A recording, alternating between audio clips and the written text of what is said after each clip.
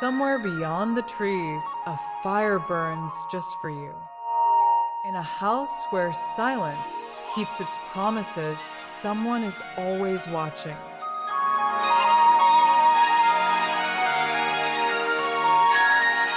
Your place by the flames has been waiting.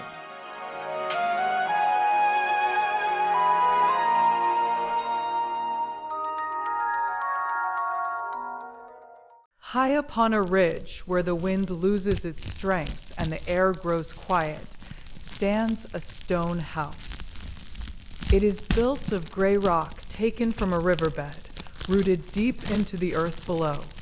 The structure feels permanent, unmoving despite the seasons changing around its foundation. The stone holds the memory of the water that smoothed it, now repurposed to keep the water out. It stands isolated against the sky, a silhouette of strength against the fading light of the day. The windows are small and warm, glowing like eyes that have watched a valley for 100 years. They do not reflect the darkness outside, but instead push their own light into the night. Each pane is a barrier against the cold, thick glass that distorts the world beyond. Inside, the light is steady, suggesting a life that burns without flickering. The glow promises safety to anyone watching from the dark grass below. A road fades into grass before it reaches the door, separating the home from the hurry of the world. Tire tracks disappear into the green, surrendering to nature before the threshold. There is no pavement here, no signal of urgent travel or commerce. The path ends where the sanctuary begins, marking a clear boundary between the two realms. To enter, one must leave the vehicle and walk the final steps on foot. Here, time moves slower, dictated by the sun and the shadows rather than the clock. The hours stretch out, allowing moments to breathe before passing into memory. There is no rush to complete tasks before the light fails. The rhythm of the house is internal, beating like a slow heart within the stone walls. The outside world spins quickly, but this ridge remains stationary in the flow. Here, the silence is not empty. It is a weight that holds the walls together. It presses against the ears, solid and comforting like a heavy blanket. There is no hum of electricity or distant traffic to break the stillness. The quiet is an active presence, filling the gaps between sounds with peace. It stabilizes the structure, keeping the roof from lifting in the wind. The house does not ask for anything.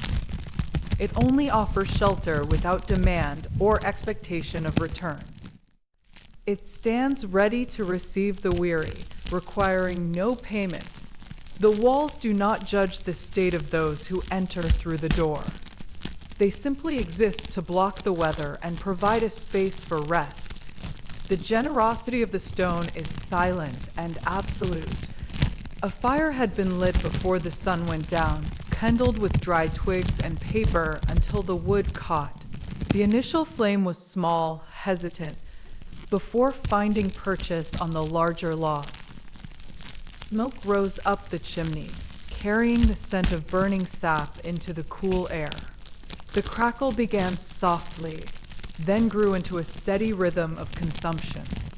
The light started to push back the shadows gathering in the corners. The light danced across the ceiling, pushing back the shadows that gathered in the corners of the room.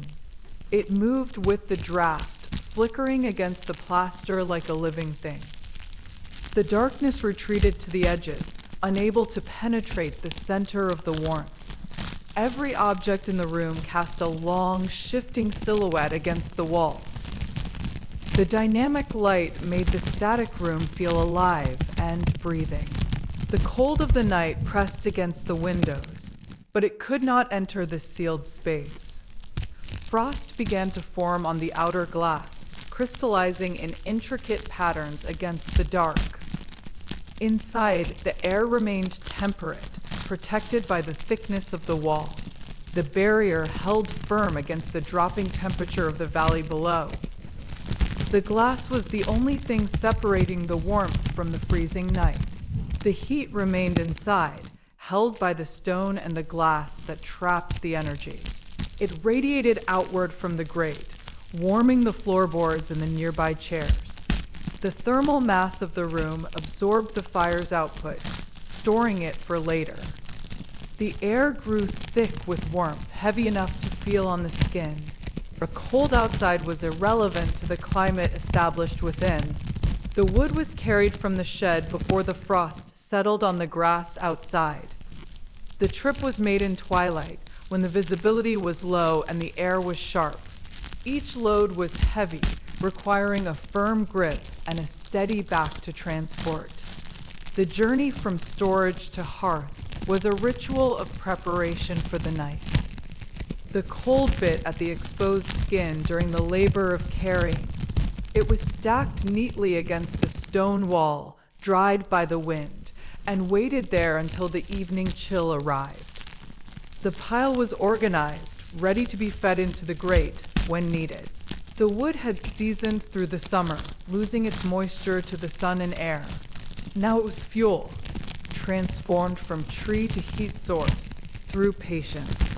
It waited in the shadows, ready to serve its purpose.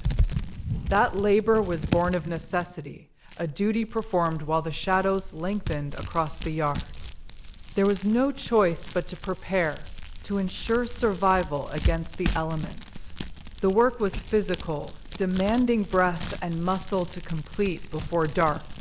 It was a contract with the house, work now, rest later. The shadow of the worker stretched long on the grass. The arms that lifted the burden were now still resting after the completion of the task. The muscles relaxed, no longer tense with the effort of lifting and carrying. The blood flowed freely again, no longer rushed to support the physical strain. The stillness was earned, a direct result of the effort expended earlier. The body acknowledged the end of the labor with relief. The back that straightened against the wind was now supported by the chair near the fire. The spine aligned with the cushion, releasing the tension held during the work. The posture shifted from defensive to receptive, open to the heat of the room. The wind outside could no longer bend the frame of the resting person. The support was physical, but it felt like emotional relief. Now the fire had burned down to a bed of embers that pulsed with a slow red rhythm within the grate. The flames were no longer high and wild, demanding attention and fuel from the worker. They were low and steady, content to exist without intervention or constant care. The heat radiated from the core of the pile, glowing through the ash. The light was dimmer now, but the warmth was more consistent and deep. Hands reached toward the heat and felt the warmth travel up the wrists, melting the stiffness. The cold that had settled in the joints during the labor began to dissolve. The skin prickled slightly as the blood vessels expanded in response to the thermal energy. The sensation was immediate, a direct transfer of comfort from the fire to the body. The hands acted as antennas, receiving the signal of safety from the flames. The fingers spread open to receive the glow, then slowly curled inward as the heat was absorbed. There was no need to grasp anything, only to accept the warmth offered. The palms faced the orange center, soaking in the radiation like plants facing the sun. The movement was unconscious, driven by the body's desire for comfort. The hands became warm vessels, holding the heat within their closed fists. The air in the room grew heavy with comfort, thick enough to lean against. It smelled of wood smoke and old dust, a scent associated with survival and rest. The atmosphere was still, undisturbed by drafts or sudden movements. Breathing became easier in the warm air, less effort required to fill the lungs. The room itself seemed to exhale, sharing its warmth with the occupants inside. There was no need to add another log. There was no need to poke the coals to make them brighter. Impulse to maintain the fire was suppressed by the knowledge of sufficiency. To disturb the embers now would be to waste energy better left alone. The fire was allowed to die on its own terms, respecting the natural cycle. Trust was placed in the remaining heat to last through the night. The warmth remained without effort, sustained by the mass of the stone and the iron grate. It lingered in the space, refusing to dissipate into the cold outside. The energy was conserved, held within the boundaries of the walls. The occupants did not need to work to stay warm. The work was already done. The heat was a gift from the past labor, now being enjoyed in the present. In the corner of the room, near the coal scuttle, an older woman stood.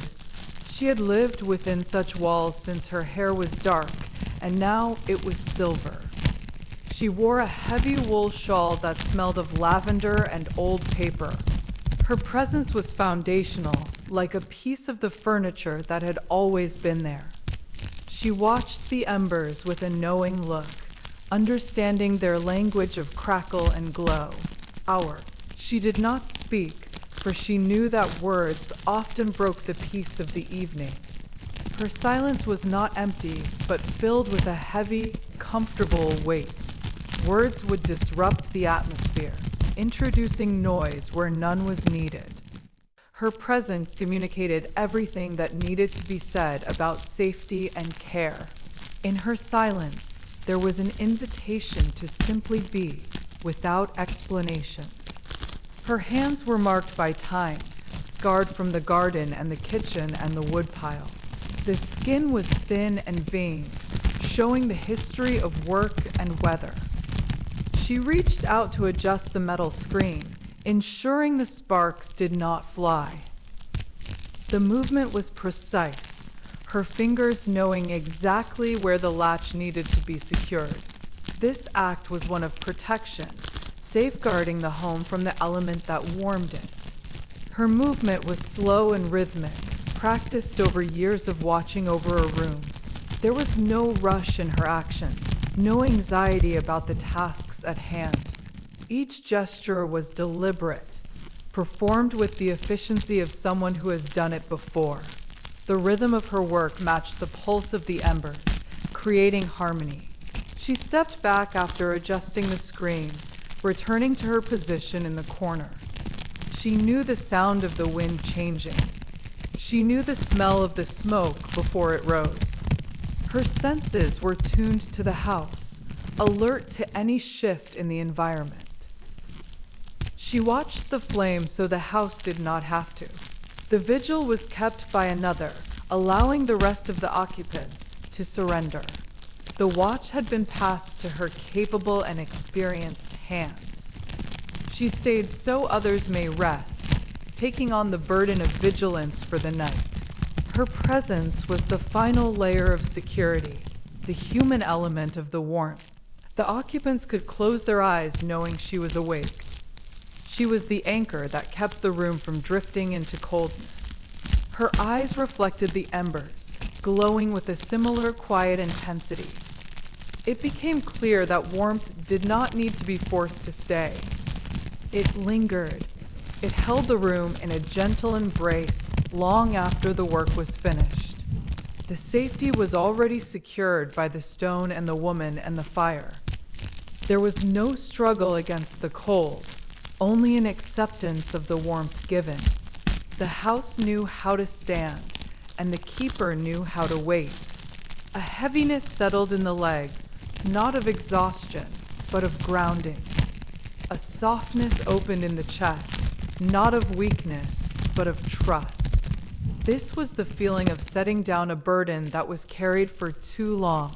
The silence in the room was not empty. It was full. It pressed gently against the skin like a blanket.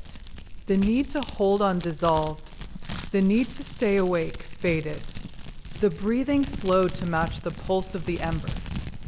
The hands rested on the knees, open and empty, The eyes closed. The light behind the eyelids faded from orange to gray to deep black.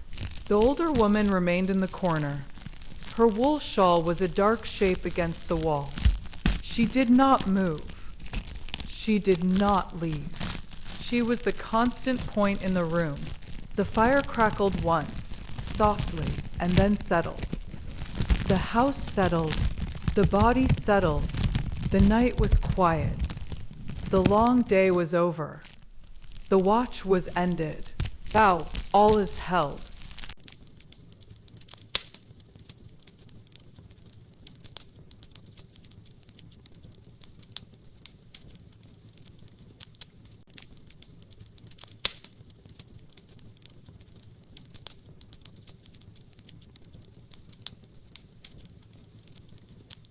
A scent of dried lavender hung in the air of a small room, mixed with the clean smell of cotton that had dried in the sun. The aroma was not overpowering but lingered softly, settling into the back of the throat with every breath. It was a fragrance associated with rest, with cleanliness, and with the end of a long cycle of labor. The air itself felt different here, lighter than the rest of the house, stripped of the dust and heaviness of daily living. It was a sanctuary of scent, where the only things permitted to exist were those that brought peace to the senses. The shelves were lined with stacks of white cloth, send-key and precise, waiting for the week to turn. Each fold was sharp and deliberate, created by hands that understood the value of order. The white fabric stood out against the dark wood of the shelving, a stark contrast that highlighted the purity of the linen. There was no clutter here, no misplaced items or forgotten tools. Everything had its designated place, and everything was exactly where it was supposed to be. The visual symmetry was calming to the eye, reducing the visual noise of the world outside. A window was open slightly, letting in a breeze that moved through the garden, carrying the scent of rain and earth. The curtain moved gently with the draft, breathing in and out like a slow lung. Outside, the garden was settling into the evening, the flowers closing their petals against the coming night. The breeze brought with it the coolness of the approaching dusk, a reminder that the day was ending. It connected the sealed order of the room with the wilder, natural world beyond the glass. It was a space made for order, where the chaos of the week was washed away and replaced with clean lines. The stains of life, the spills and the dirt, had been scrubbed out in the earlier hours. Now only the essence of the fabric remained, purified by water and sun. The room served as a final stage for the laundry, a place where it could rest before being used again. It was a transition zone between the labor of cleaning and the comfort of sleeping. The light was pale, coming from the sky where the sun had just set behind the hills. It was not the harsh light of noon, but a soft, diffused glow that softened the edges of the shelves. Shadows were long and gentle, stretching across the floor without threatening the space. The diminishing light signaled that the time for work was officially over. There was no need to squint or strain to see. The room was ready for the dimness of the evening. The water was wrung from the cloth hours ago, shaken out until the fabric hung heavy and damp in the morning air. The memory of that action lingered in the room, a phantom sensation of weight and resistance. The hands that had twisted the fabric knew the feeling of the water releasing in streams.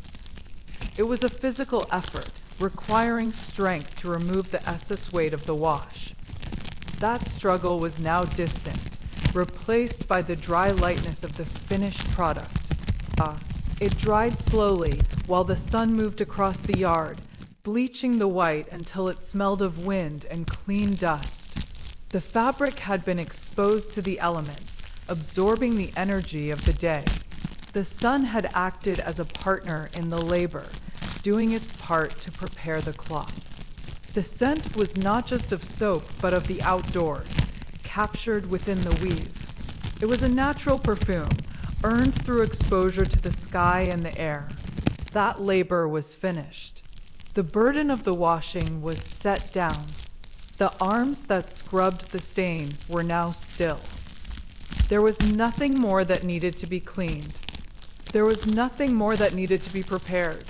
The sheets were stacked on a shelf, crisp and cool to the touch, waiting for the night.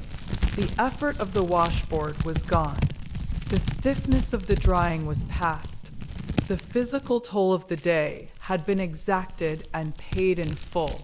The muscles that had tensed against the resistance of the wet cloth were now relaxed. There was no remaining tension in the shoulders or the back.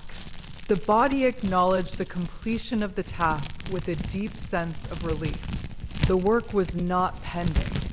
It was done. The state of completion was a tangible weight lifted from the spirit. The room held the silence of a job well done, where no further action was required. There was no urgency to move to the next task or to fix a remaining error. The stacks of cloth were perfect, requiring no further intervention. The silence was not empty, but filled with the satisfaction of closure. It was a quiet that allowed the mind to stop counting and start resting. The air in the room was still undisturbed by the movement of work. Dust motes settled in the corners, no longer stirred up by activity. The atmosphere was stable, holding the warmth of the day within its walls. It was a container for peace, sealed against the demands of the outside world. The room itself seemed to breathe slowly, matching the rhythm of the resting occupant. The transition from labor to rest was complete, marked by the stillness of the tools. The washboard stood dry in the corner, its surface smooth and unused. The basin was empty, wiped clean of the soapy water from the morning. Every object in the room reflected the state of completion. The environment supported the cessation of effort, inviting the body to follow the example of the tools. Fingers traced the edge of the top fold, feeling the texture of the weave. The skin was calm against the material, recognizing the softness of the well-worn linen. There was a tactile connection between the hand and the cloth, a communication of care. The fabric responded to the touch, yielding slightly under the pressure of the finger. It was a moment of appreciation for the object, acknowledging its role in comfort. There was a quiet satisfaction in the order of the stack, in the sharpness of the creases. Nothing was out of place. Nothing was hurried. The visual perfection matched the internal state of the observer. The mind found rest in the symmetry, no longer needing to search for disorder. The stack was a monument to the time and effort invested in its creation. The scent of lavender rose softly, not from a bottle, but from the memory of the garden where the blooms were gathered. It was a natural aroma, tied to the earth and the seasons. The smell triggered a recollection of the hands picking the flowers, drying them in the sun. It was a scent that carried the history of the garden into the closet. The aroma filled the closet space, sweet and dry. The hands stopped moving. The air in the closet was still and sweet. A sense of order spread through the room. The chaos of the day was folded away. The sharp edges of the hours were smoothed down. The transition from the external world to this internal sanctuary was complete. The noise of the day could not penetrate the thick walls of the closet. An older woman passed through the doorway, her wool shawl brushing the frame. She had lived within such walls since her hair was dark, and now it was silver like the moonlight on the river. She wore a heavy wool shawl that smelled of lavender and old paper. She did not speak, for she knew that words often broke the peace. Her hands were marked by time, scarred from the garden and the kitchen and the woodpile. She paused beside the shelf. Her hands marked by time reached out to smooth a single corner that had curled slightly inward. She pressed it flat with a thumb. Her silver hair fell forward as she bowed her head, inspecting the line of the cloth. She did not look up. She did not need to be seen. Her care was woven into the fabric itself. She stayed so others may rest. It became clear that softness remained after the effort was gone. All that was left was the comfort of the linen against the skin. There was no need to search for comfort. It was waiting. It was prepared. It was ready. A heaviness settled in the legs, not of exhaustion, but of grounding. A softness opened in the chest, not of weakness, but of trust. The mind stopped counting the tasks. The tasks were complete. The linen waited. The house waited. The night was ready. The need to strive was gone. The need to earn was gone. The care was given. The realization brought a profound sense of release, allowing the body to fully surrender to the chair. The mental load was dropped, joining the physical load on the floor. The door to the closet was closed softly. The latch clicked into place. The darkness inside the cupboard was peaceful. The darkness outside the cupboard was peaceful. The breath deepened. The shoulders lowered. The older woman remained in the corner. Her wool shawl was a dark shape against the wall. She did not move. She did not leave. The night was quiet. The long day was over. The watch was ended. The silence of the house settled over the room like a heavy blanket. There were no more sounds of labor, no more calls to action. The time for doing had passed into the time for being. The house protected the occupants from the night, just as the closet protected the linen. The woman's presence was a final assurance of safety. She was the guardian of the order, ensuring it remained undisturbed. Her vigil was silent, requiring no acknowledgement from those she protected. She stood between the room and the chaos, holding the line. Her stillness was a gift to the others, allowing them to sleep without worry. The light in the room faded completely, leaving only the memory of the white cloth. The darkness was not feared, but welcomed as a sign of rest. The eyes closed, shutting out the visual world entirely. The senses turned inward, focusing on the breath and the heartbeat. The body knew it was safe, signaled by the silence and the scent. Peace remains. The word hung in the air, unspoken but understood. It was the final state of the room, the ultimate goal of the labor. All the washing, the drying, the folding had led to this moment. The peace was earned, but now it was given freely. It filled the space, holding the walls together against the night.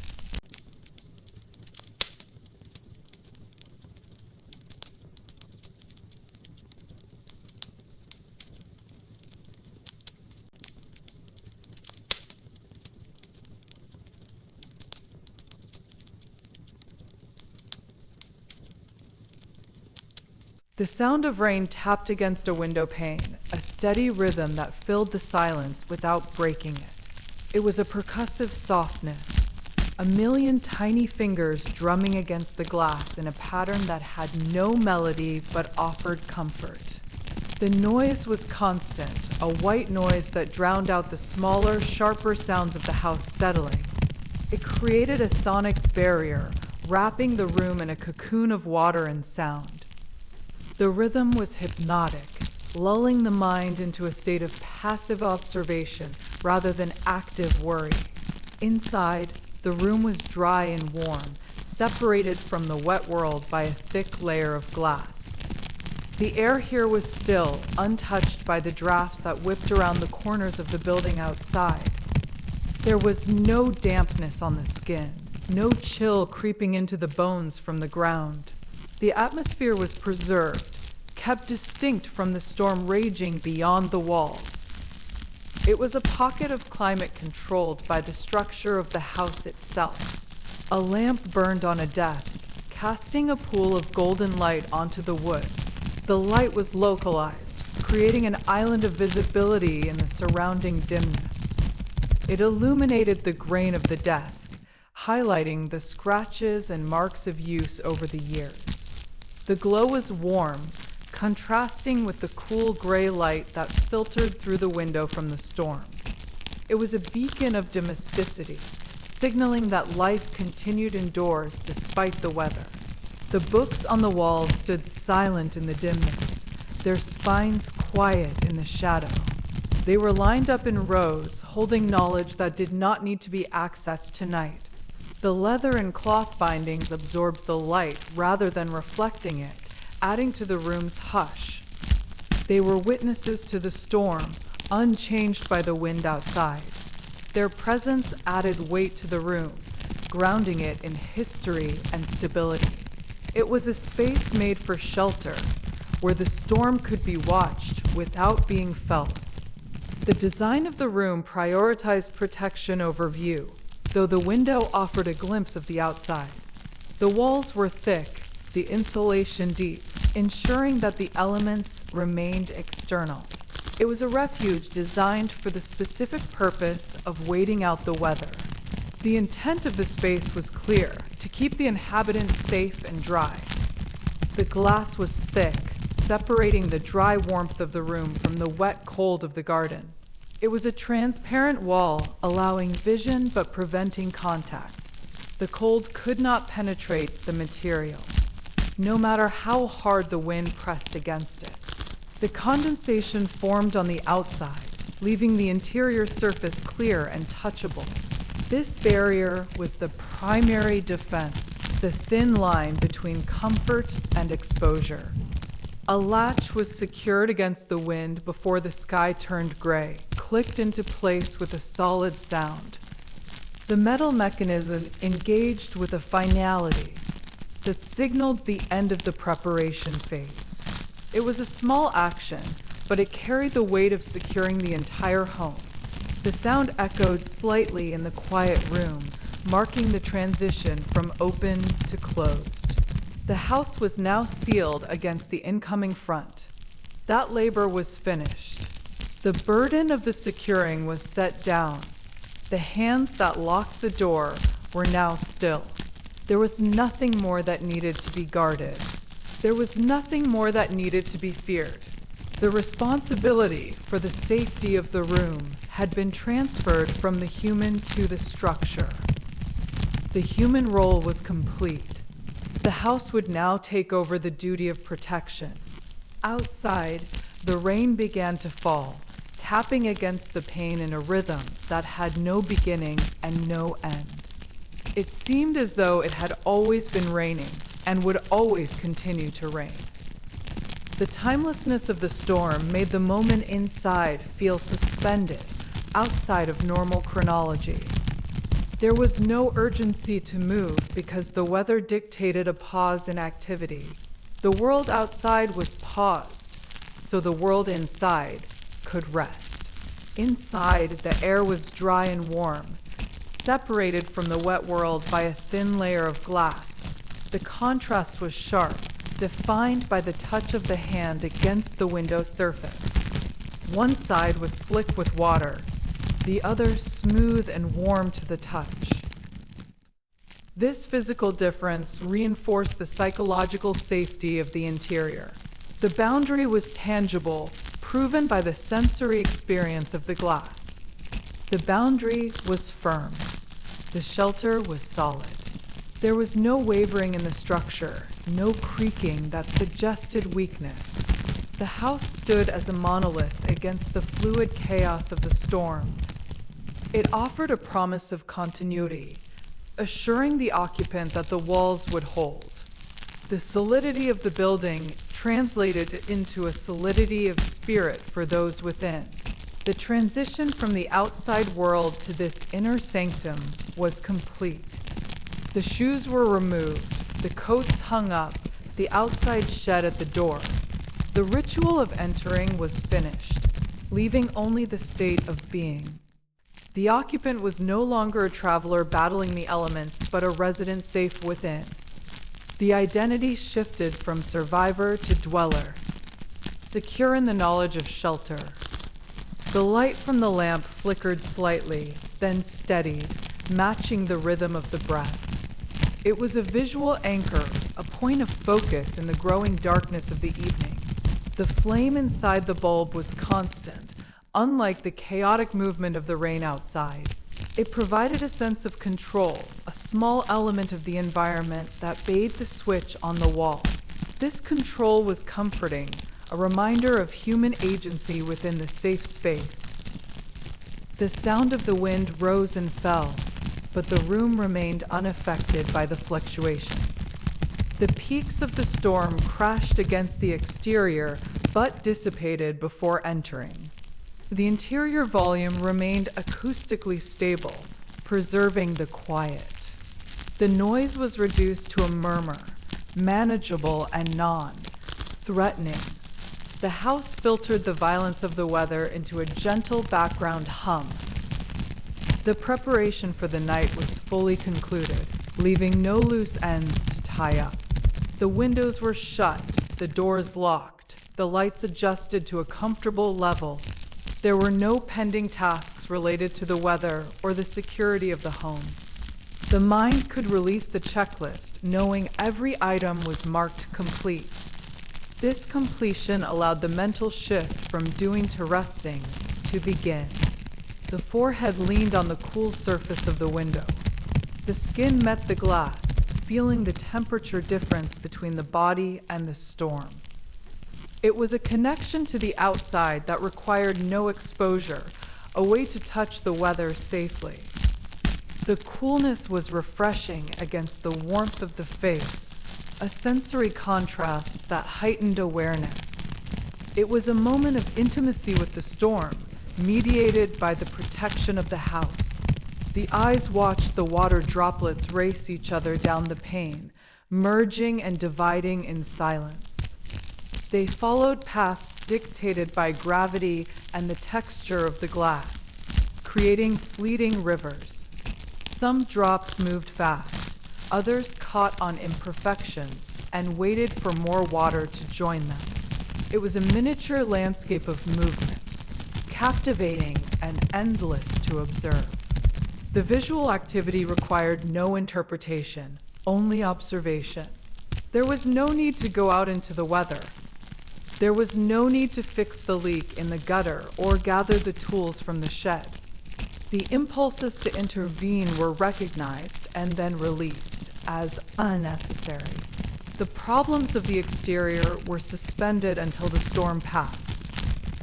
The priority was now internal preservation rather than external maintenance. The permission to ignore the outside was a gift of the shelter. The storm belonged to the earth, and the shelter belonged to the house. Each had its domain, and the window marked the border between them.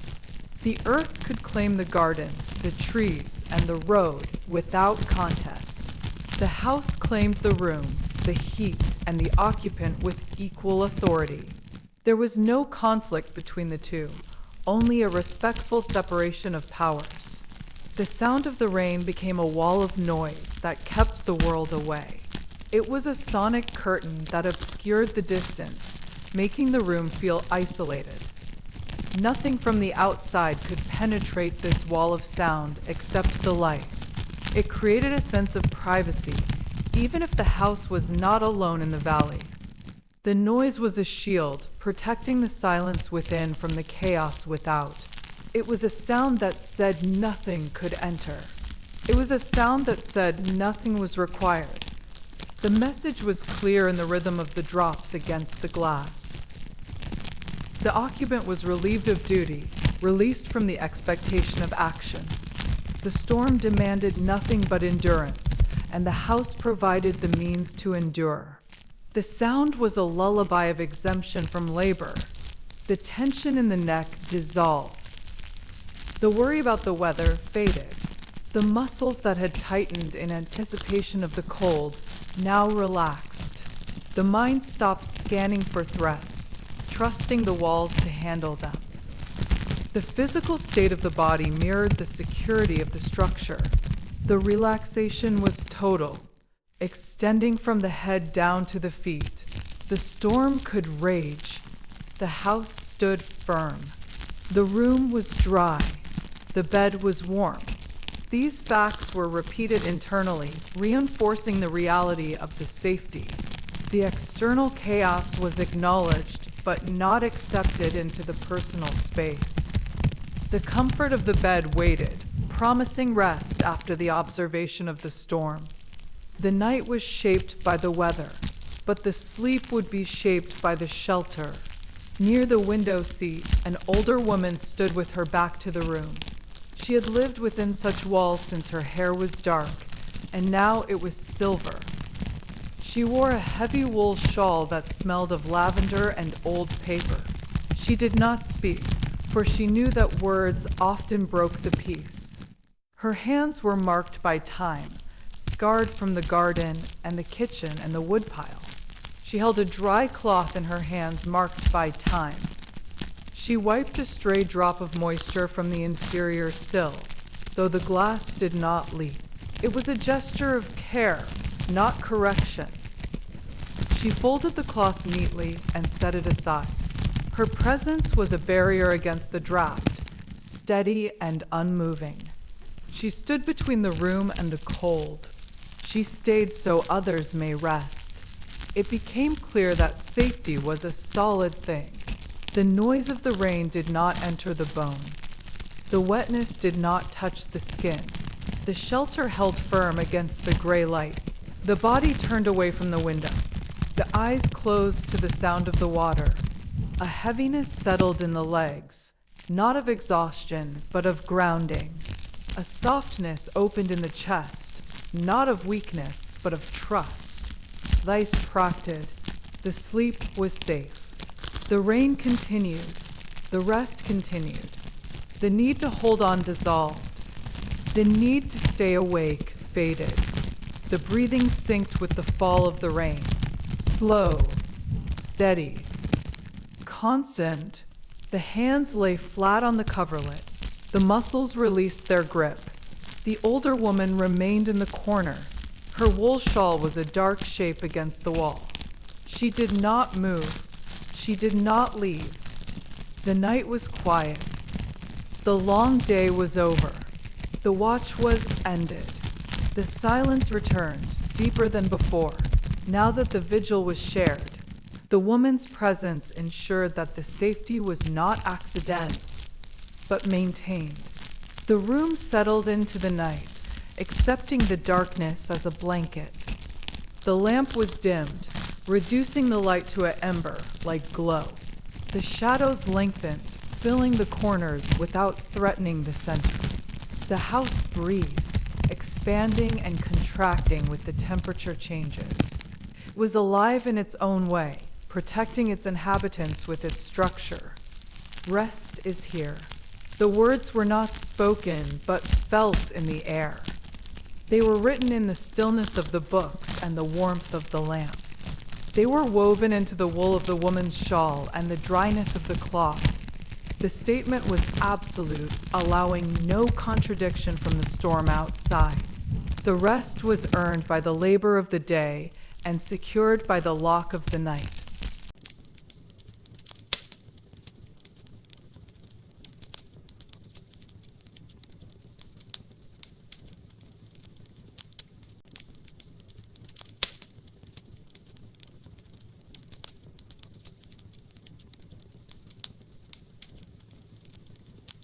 The room is small and intimate, its walls lined floor to ceiling with sturdy wooden shelves that hold the household's linens in quiet readiness. The air carries the calming perfume of dried lavender bundles tucked between folded stacks and the sharp, clean scent of cedar wood that protects fabrics from moths and time. Every breath drawn here feels like a step deeper into sanctuary. a deliberate slowing of the world outside.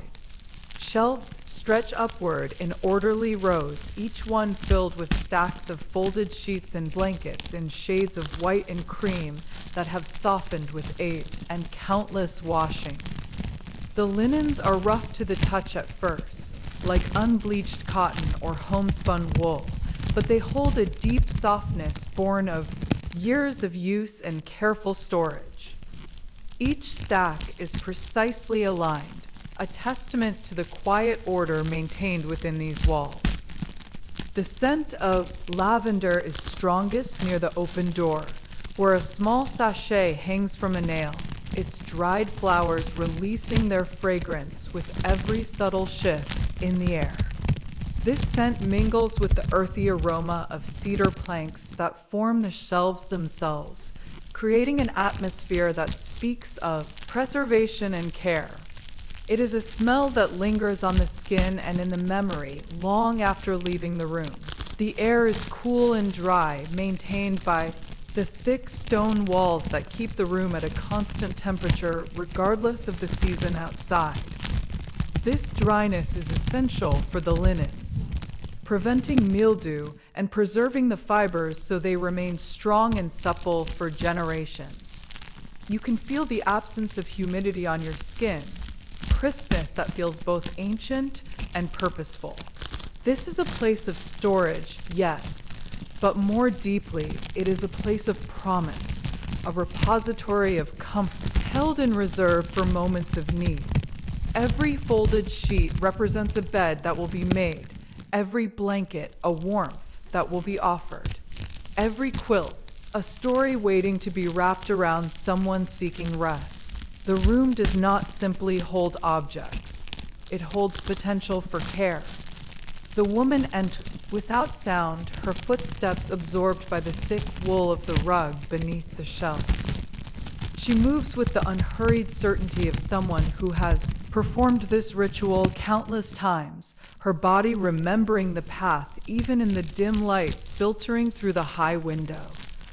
Her presence fills the room not with noise, but with a deepening of the existing peace. She is wrapped in a wool shawl the color of twilight, its edges frayed slightly from years of gentle use, pulled close around her neck against the room's coolness.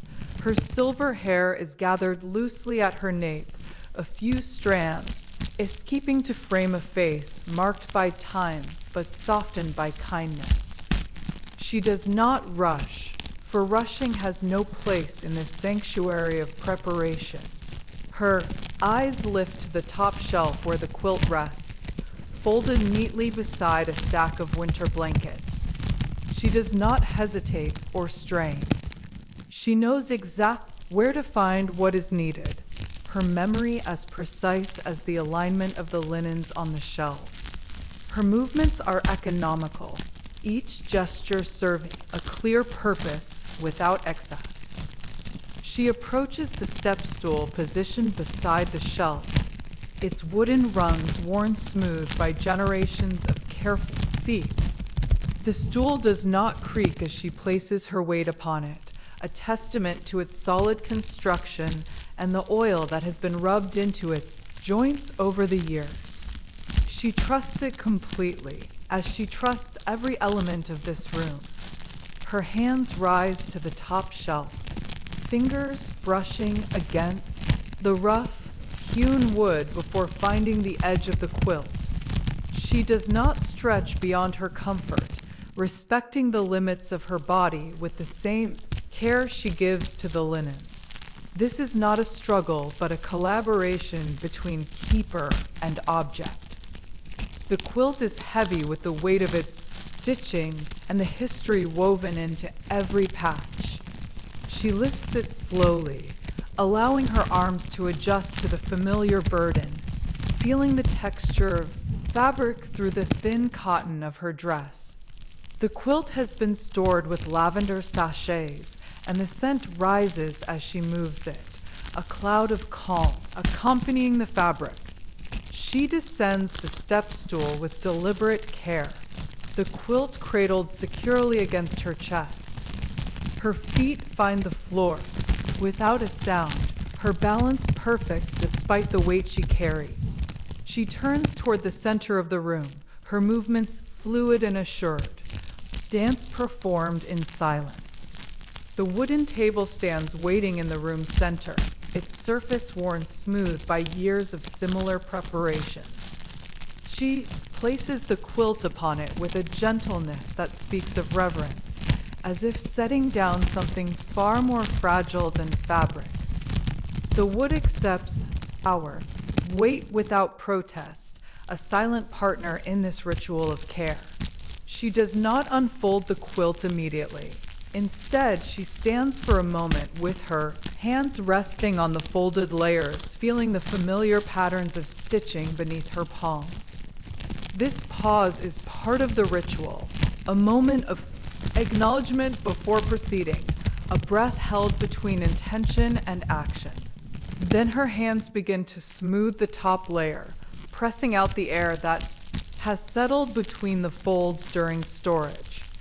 Her palms move in slow, deliberate strokes, calming the fibers and preparing the quilt for its next purpose. Each movement is precise, removing wrinkles not with force, but with patience. There was no need to eat quickly. There was no need to speak of the flavor or the quality of the meal. The urgency of the workday was absent from the table. Silence was preferred over conversation, allowing the taste to be experienced fully. The pace was slow, dictated by the body's need for rest rather than fuel. Time was abundant in the kitchen. The nourishment was in the holding, in the warmth that transferred from the vessel to the skin. It was not just about the calories or the taste of the bread. It was about the connection between the hand and the heat, the human and the home. The act of holding the mug was as important as the drinking. It was a tactile reassurance of safety and presence. The hunger was quiet. The thirst was met. The sharp edges of physical need were smoothed away by the food.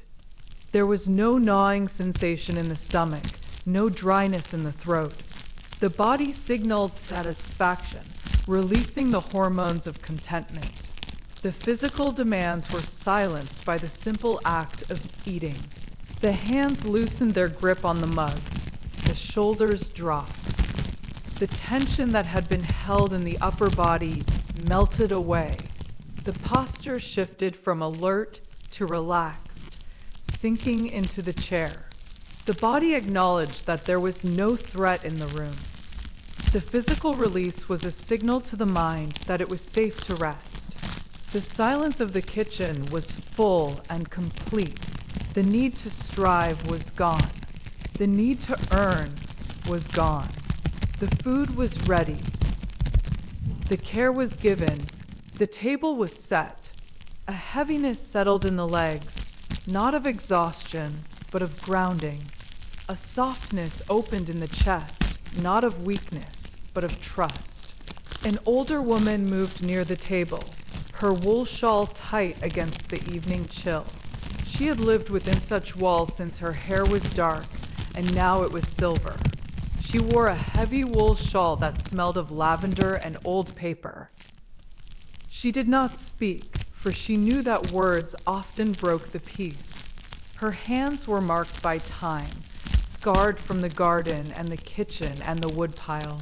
She placed a small jar of honey on the wood. Her hands marked by time, set it down without a sound, aligning it with the edge of the table. The glass caught the golden light, glowing like a small amber lantern. It was an offering, additional sweetness to complement the bread. The action was precise, deliberate, and caring. Her silver hair glimmered in the lamplight. She did not wait for thanks. She did not look for acknowledgement. She turned and walked toward the shadows of the pantry, becoming part of the dark wood cabinets. She provided so others may receive. She stayed so others may rest. Her disappearance was as quiet as her arrival. It became clear that sustenance was simple. It did not demand attention. It did not require praise. It was simply there, waiting to be received. The hunger was quiet. The thirst was met. The nourishment was in the hold. A heavy settled in the legs, not of exhaustion, but of grounding. A softness opened in the chest, not of weakness, but of trust. The night was fed. The body was nourished. The spirit was full. The need to hold on dissolved. The need to stay awake faded. The mug was set down on the coaster. The sound was soft. The steam stopped rising. The warmth stayed in the hands. The eyes grew heavy. The light in the kitchen dimmed. The older woman remained in the corner. Her wool shawl was a dark shape against the wall. She did not move. She did not leave. The night was quiet. The long day was over. The watch was ended. The silence returned, deeper than before. Now that the vigil was shared, the woman's presence ensured that the safety was not accidental but maintained. The room settled into the night, accepting the darkness as a blanket.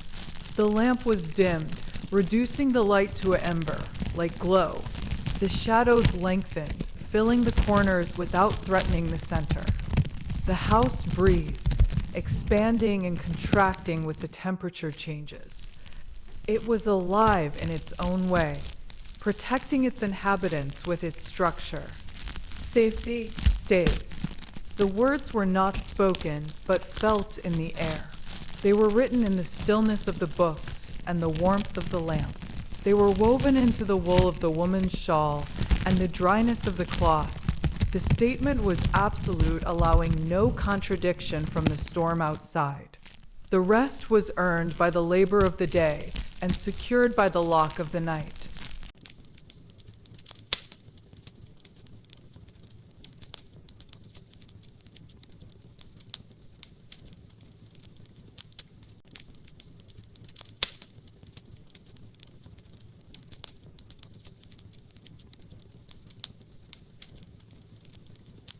A bedroom was dim, prepared for the ending of the day with deliberate and careful attention. The curtains were drawn against the night, heavy fabric blocking the view of the stars and the street below. They hung straight and still, creating a firm boundary between the inside and the outside world. The room was sealed from the elements, a private box designed specifically for rest and recovery. The air inside was stagnant and safe, untouched by the wind that blew beyond the glass panes. A rug was soft underfoot, absorbing the sound of any movement within the quiet space. The fibers were thick and woven tightly, providing warmth to the bare skin of the feet. It covered the wooden floor completely, hiding the hard structure beneath the layer of comfort. To walk here was to step onto a cloud, silent and yielding to the weight. The texture signaled to the body that it was time to slow down and stop. It was a space made for surrender, where the body could finally cease its holding of tension. The walls seemed to lean in, offering support rather than confinement to the occupant. Every object in the room was placed to facilitate the letting go of the day's burden. There were no sharp edges or demanding tasks visible in the growing dimness. The environment itself encouraged the release of the stress carried in the muscles. The light was low, coming from a candle on a bedside table that burned with a steady, yellow flame. It was the only source of illumination, casting long shadows that danced gently on the walls. The glow was warm and intimate, shrinking the room to the size of the bed alone. It did not demand attention, but offered a focal point for the tired and heavy eyes. The flicker was rhythmic, matching the slowing heartbeat of the resting person. The air was cool, inviting the coverlet to be pulled up high against the chin for warmth. The temperature was crisp, making the warmth of the bedding feel more precious and valued. It refreshed the lungs with every breath, clearing the head of lingering thoughts and worries. The coolness was a contrast that highlighted the heat of the body under the covers. It was the perfect climate for deep, uninterrupted sleep throughout the night.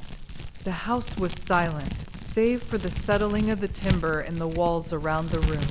The wood contracted as it cooled, making small clicking sounds that echoed in the quiet space. These noises were not disturbances but assurances of the structure's stability and strength. They marked the passage of time without the need for a ticking clock nearby. The silence was heavy, pressing against the ears like a soft and comforting weight. A wick was trimmed before dusk, cut short so the flame would not smoke or sputter in the night air. The scissors had snipped the charred end, ensuring a clean burn for the evening hours. This small act of maintenance prevented any harsh smells or erratic light from disturbing the rest. It was a preparation done in anticipation of the sleep to come soon. The candle was ready to serve its purpose without interruption or failure. It was lit with a match that flared briefly, then settled into a steady glow that pushed back the corners. The sulfur scent vanished quickly, replaced by the smell of melting wax and warm air. The flame stabilized, standing upright despite the stillness of the air in the room. It conquered the darkness immediately, claiming the space for the inhabitant alone. The light was a promise that the night would be navigable and safe. That labor was finished. The burden of the lighting was set down on the table surface. The hands that struck the match were now still and resting at the sides. There was nothing more that needed to be seen in the dim room. There was nothing more that needed to be done before the sleep came. Now the candle burned low, a small pool of wax forming around the base. Shoulders sank into the mattress, feeling the support of the straw and the wood beneath the linen. The body weight was distributed evenly, removing pressure points from the spine and hips. The bed accepted the form of the sleeper, molding to fit the curves perfectly. It was a foundation that held the person up so they did not have to hold themselves. The physical support allowed the muscles to unclench and release the day. The eyes watched the shadow of the flame dance on the ceiling above the bed. The shapes were abstract, moving without purpose or direction on the plaster surface.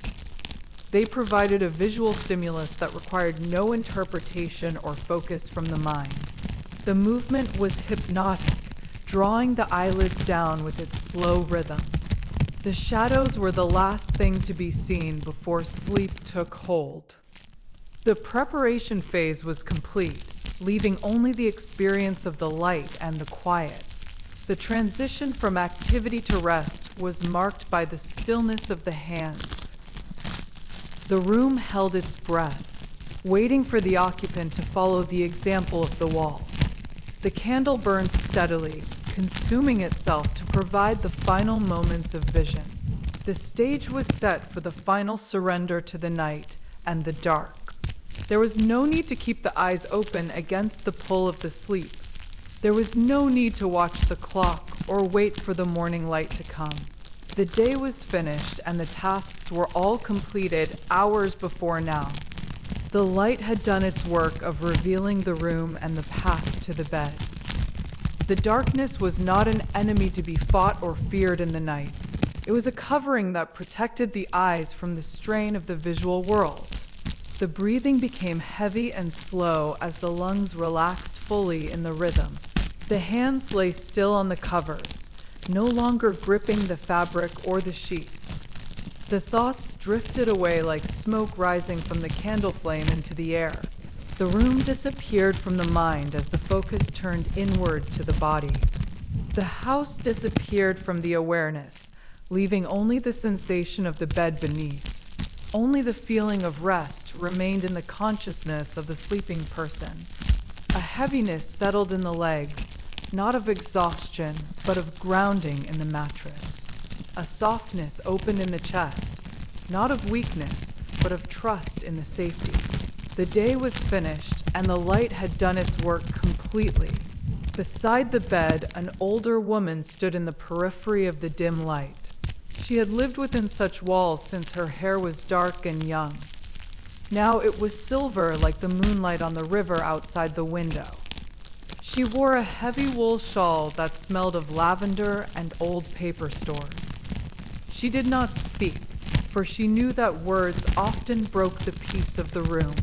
Her hands were marked by time, scarred from the garden and the kitchen and the woodpile. She raised her hands marked by time to shield the flame from a draft that did not exist. It was a habit of protection, a final gesture of watchfulness over the sleeper. She lowered her hands slowly after ensuring the light was stable and safe. She stepped back into the corner where the shadows were deepest and hidden. She remained there, silent and still as a statue in the dark corner. She waited until the breath was slow and regular in the bed. She stayed so others may rest without worry or fear of the night. It became clear that darkness was a blanket, not an empty space to fear. It covered the eyes and quietened the mind from the noise of the day. The light may fade, but the presence remained in the corner of the room. The breathing became heavy and slow as the sleep deepened in the bed. The hands lay still on the covers, relaxed and open to the air. The thoughts drifted away like smoke, vanishing into the unconscious mind completely. The room disappeared, and the house disappeared from the awareness of the sleeper. The flame flickered once as the wax pool reached the edge of the holder. The flame went out, leaving the room in total and complete darkness. The darkness was total, and it was kind to the tired eyes. The sleep was deep and without dreams or disturbances of any kind. The night was long and offered many hours of restoration for the body. The watch was kept by the woman in the corner of the shadowed room. The older woman remained in the corner without moving or making a sound. Her wool shawl was a dark shape against the wall behind her. She did not move from her post near the bedside table. She did not leave until the morning light returned to the room.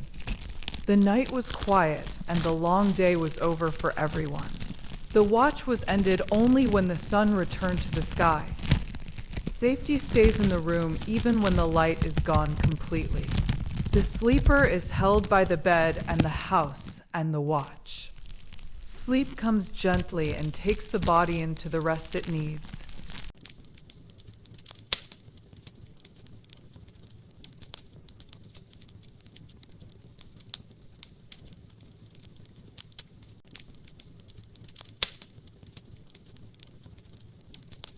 The fire burns low, but it does not go out. No matter how dark the night, a light waits for you here.